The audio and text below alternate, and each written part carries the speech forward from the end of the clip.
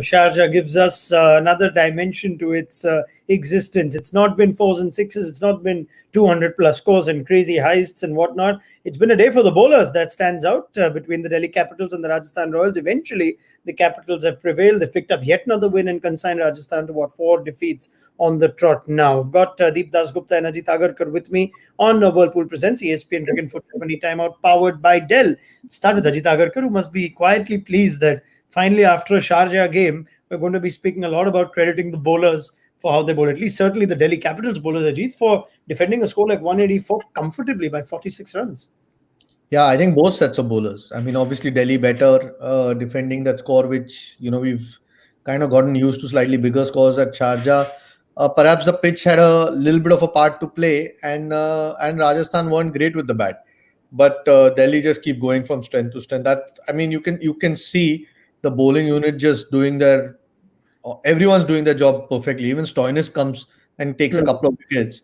The catching was exceptional today. So a really perfect day for Delhi. I mean, at one point they must be thinking might get close this score, but Rajasthan not at all at the game today. This would be a big win in terms of just how it's happened, Deep, for Delhi. They've won 5 out of 6 now, but this is probably the first time that the top order was put under some pressure, or the middle order rather was put under some pressure. They didn't know if they had enough runs at halftime. Maybe with the exception of that super over game against Punjab, this was an impressive win for Delhi, isn't it? Definitely, yes. And if you look at the margin, 46 runs after scoring 184, which in this venue is kind of par or maybe a below par or whatever. But yeah, obviously the bowling, the batting, they look like a well-oiled machine now. Every part is moving well. Everyone's doing their job. So it's a brilliant. They're the team to beat, to be honest, as of now, Delhi Capitals. Yeah, that's the reason that they're going to be in the top 2 along with the Mumbai Indians, and they are the team to beat. Like Deep says, we now look at Mumbai and Delhi as 2 teams that are slightly running away from the rest. The catching and fielding, Ajit, first week or so of the IPL was just everyone putting down every catch coming to them, and today we're seeing a standard of what we're used to perhaps in the IPL. Yeah, probably people are used to it now. Although the drops were predominantly in Dubai, yes, more than Sharjah and Abu Dhabi. So we've seen some spectacular catches already before this game, and today we saw a few more. So it's just the confidence running through the team at the moment. You can see in every aspect of their game, whether it's batting, they're really struggling at one point, but they just kept going. Someone like a Stoinis still hitting big shots when wickets had fallen. Hetmeyer comes and gets runs at a crucial stage. Akshar Patel plays a little cameo, needed to just take that score, where you could have ended up 160, 65 to about 184. So everything just falling into place at the moment. Guys in the opposition miss hit a few. They go straight to hand. And they worked hard for it. You've got to commend them. They've had continuity in their 11s. People are playing with a lot more confidence, and now they'll start obviously even more trust in the entire team because someone or the other chips in when the team requires, which is such a healthy sign for them. Deep, how was today's pitch different from the previous ones at Sharjah? Well, it looked tired to me. When I was watching those pan shots where you could see all the strips, you could see the game was happening. The strip which the game was happening on was a lot darker as compared to the other 2 strips on either side. They were lighter. So I don't know. Could be tired. Could be maybe watered a little more than they usually do. But obviously, this strip, the ball was. We mentioned that in our mid-inning show as well. This is not the same pitch, not the same kind of pitch that we've seen at Sharjah before. This definitely looked different as well, and I'm sure played different too. In which case, Ajit, was 184 also too many to concede by Rajasthan's bowlers? Yeah, in hindsight, you'd probably have to say that. Although starting the innings, they would have fancied themselves to get close, if not chase that down. They're just not batting well. Suddenly, the 2 guys who scored those runs in the first couple of games, Samson and Smith, can't buy a run at the moment. And Butler obviously is such a key to that batting lineup. He was a bit unfortunate to get out early. So, yeah, but it certainly looked a more difficult pitch. I mean, difficult compared to some of the other pitches that we've had in Sharjah to chase on. And then you've got to question whether they read the pitch wrong when they made the decision at the toss. You've got to start now. You've got to really start thinking and trusting that whatever you put on the board, chasing might get difficult. Doesn't matter which team it is. So perhaps the decision wasn't a great one in hindsight, and they misread the pitch. All right. How much of this is also with the change that they've made to their top order, Deep, with Samson now having to come in at 4 instead of 3, Smith coming down from opening, Yashasvi Jaiswal today took his time. It looked like he struggled initially. How much of this is down to just the change from what we saw in the first 2 games at the top for Rajasthan? Well, yeah, I mean, you can. I mean, that could be a point as well. But listen, if you look at the way they've got out, I mean, that does not change anything. Irrespective of whether you're batting at 3 or opening or at 4, you still need to bat. And if you look at some of the shots there, I mean, for example, Sanju been caught out pulling the ball last couple of games, and look at where he was standing. He was standing deep inside the crease waiting for another short one.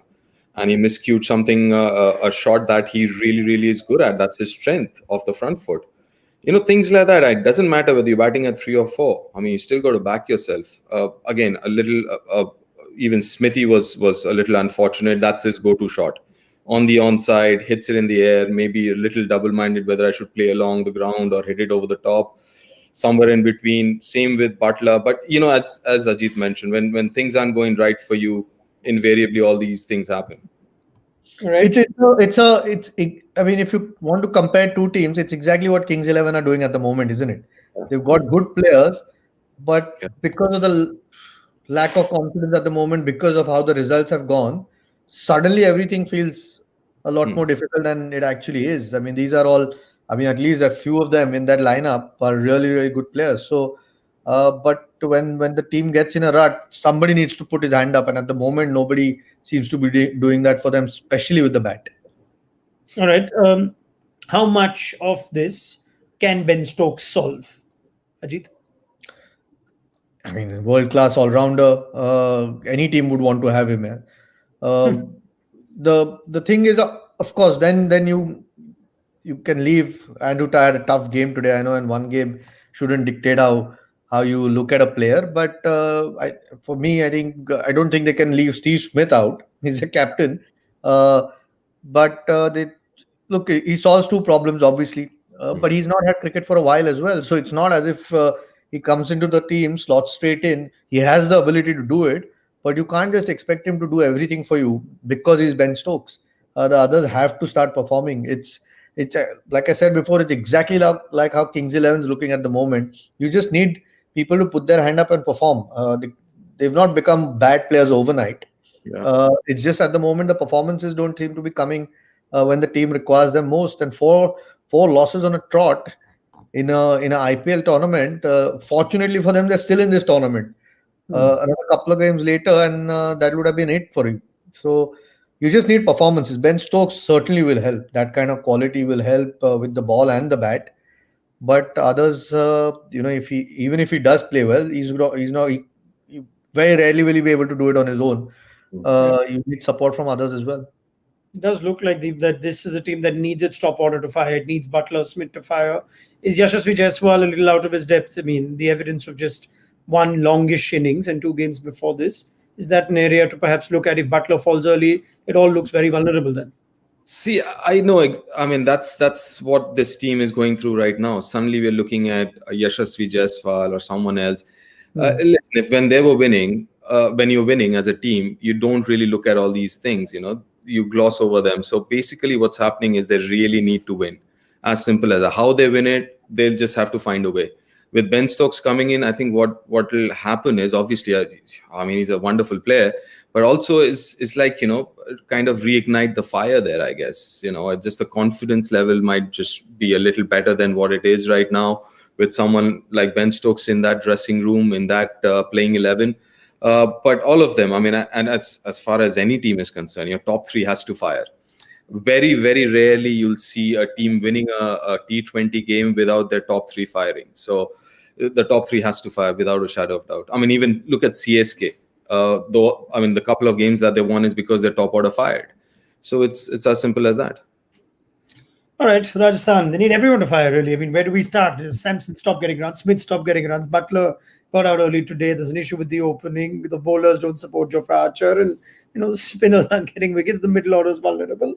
Other than that, they're fine. Let's see how things go for the Rajasthan Royals. Delhi Capitals look a really good team. The point table will reflect that as well, as they sit pretty alongside the Mumbai Indians in that top two, and you think it'll take some displacing now for those two teams. They take top spot for now. Mumbai could go past them if they manage a couple of points with a healthier net run rate. As far as Rajasthan go, they're in fear now for getting caught in what looks like a bit of a tussle between CSK, RR, and KXIP in those bottom few spots. But it is a weekend. Everyone features, so we'll see if they can turn it around in just 24 to 48 hours' time. Big thank you to Ajit Agarkar and Deeptas Gupta for their time and their thoughts. And of course, we look forward to their company again soon on Whirlpool Presents ESPN Cricket for T20 Timeout, powered by Dell.